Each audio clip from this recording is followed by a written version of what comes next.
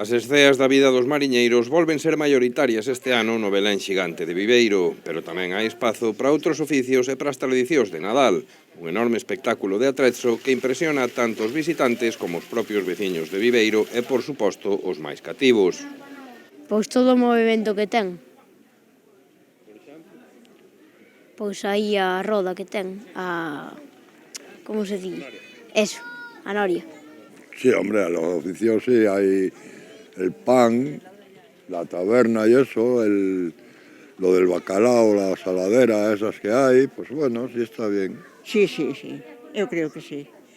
Además de dar unha volta, dar un paseo e ver todo isto, é unha delicia ver todo isto. Este ano o Belén volve ser moito maior que o último, así hai decoración moito máis aló da igrexa de Santa María e mesmo as casas lindeiras contan con esceas. Tantas figuras e construcións requiren dun enorme esforzo no que participan cada vez máis veciños da cidade e que os visitantes agradecen.